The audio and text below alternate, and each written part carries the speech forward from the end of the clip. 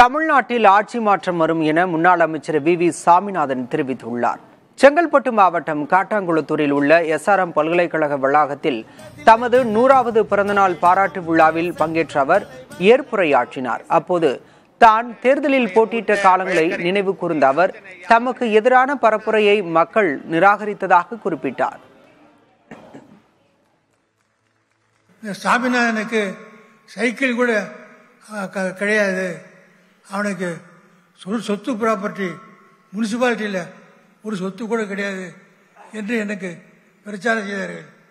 சொத்தே இல்லை, ஒன்றும் இல்லை, அவன் இந்த ஊர் இல்லை, வெளியூருக்காரன், அவனுக்கு ஓட்டு போடக்கூடாது என்று சொல்லி பார்த்தார்கள். ஆனால் மக்கள் எனக்காக ஓட்டு போட்டார்கள். மக்கள் தான்